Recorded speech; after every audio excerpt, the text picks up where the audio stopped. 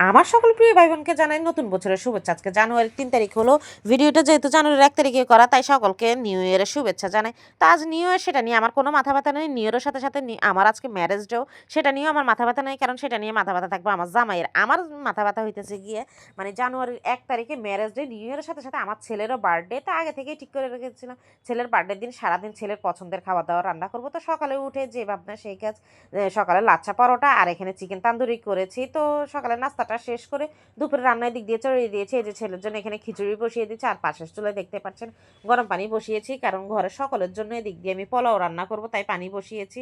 আমার ছেলে টোটালি তেলের কোনো খাবারই পছন্দ করে না বা খেতেও পারে না ও, তাই ও আমার ছেলে মানে ভুনে খিচুড়িও খায় না। তো ও পান্না খিচুড়ি, মানে আমাদের আঞ্চলিক ভাষায় মানে পাতলা খিচুড়ি যেটাকে বলে আর কি, পান্না খিচুড়ি, সেটা রান্না করছি। আর সকলের জন্য এদিক দিয়ে রোস্ট রান্না করছি, আর আমার ছেলে খিচুড়ির সাথে খাওয়ার জন্য এদিক দিয়ে আমি একটু ওর জন্য মানে দেখতে পাচ্ছেন এই যে বাসা সকলের জন্য এখান দিয়ে আমি রান্না করছে। আর ছেলের জন্য ফ্রেঞ্চ ফ্রাই, চিকেন ফ্রাই আর একটু ডিম পোস্ট করে নিয়েছে। ছেলে হুট করে বলছিল ছেলে চিকেন কাবাব খাবে, তো কাবাবেরও সব কিছু রেডি করা ছিল, তো একদম বরফ করা ছিল।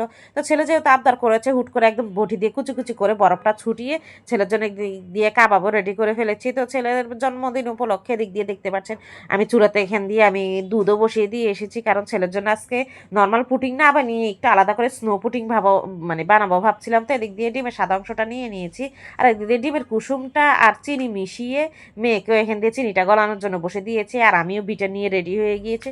তো ডিমের সাদা অংশটাকে দেখতে পাচ্ছেন একদম ফোম করে নিচ্ছে। ফোম করে আবার ওই চুলার মধ্যে যে দুধটা বসিয়েছি ওইটার মধ্যে যে আমি ডিমের সাদা অংশটা উপর থেকে দিয়ে দিচ্ছি। তো এভাবে 15-20 মিনিট আমি হিট করে নিয়ে আমার স্নো পুডিংটা রেডি হয়ে গিয়েছে। তো আমার মানে স্নো পুডিং এই যে দেখতে পারেন, এগুলো মানে খালি জায়গা থাকতে হবে না, একদম আপনি দিয়ে দেবেন, এটা যে যার মতন করে সুন্দর করে ফুলে যাবে আর কি। তো জন্মদিন বলে কথা, বার্থডে মানে বার্থডে কেক ছাড়া কি আর বার্থডে হয়?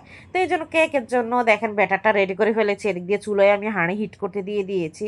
তো এতে দেখতে পাচ্ছেন তো আমার ব্যাটারও রেডি হয়ে গিয়েছে, হাঁড়িও হিট হয়ে গিয়েছে, তো আমি ব্যাটারটা বসিয়ে দিয়েছি। তো এই যে দেখুন মানে আমি আধা ঘন্টা পরে এসে দেখি মাশাআল্লাহ আলহামদুলিল্লাহ আমার কেকটা খুব সুন্দর মানে ফুলেও গিয়েছে। তো এদিক দেখতে পাচ্ছেন আমার কেকটা হয়ে গিয়েছে। তারপরে এটা শিওর হওয়ার জন্য হাতের কাছে কোনো মানে আমি টুথপিক পাচ্ছিলাম না, তাই কাঁটা চামচ দিয়ে এটাকে মানে শিওর হয়ে নিচ্ছে আর কি ভিতর থেকে হয়েছে কিনা আর কি। তো এদিক দিয়ে আমার কেকও রেডি হয়ে গিয়েছে, এদিক দিয়ে আমি ঠান্ডা করে স্লাইস করে রেখে গিয়েছি। এদিক দিয়ে আমার মেয়ে উপর থেকে একটু কাজ সেরে ফেলেছে আর কি, এই যে দেখতেই পাচ্ছেন। তো এদিক দিয়ে আমার কেক রেডি হয়ে গেছে, ক্রিম হয়ে গিয়েছে, রান্নাও শেষ হয়ে গিয়েছে। তো আজকে সকল আয়োজনের যদি ফাইনাল লুক দেখতে চান অবশ্যই কমেন্ট বক্সে জানাবেন, তাহলে আমি নেক্সট ভিডিওতে আপনাদের এই মানে আমার আজকে সারাদিনের আমার ছেলের বার্থডের মানে প্রস্তুতির ফাইনাল লুক দেখতে কেমন হয়েছে আপনাদের সাথে শেয়ার করব। আর অবশ্যই সকলে আমার ছেলের জন্য দোয়া করবেন। টাটা, বাই বাই, আল্লাহ হাফেজ।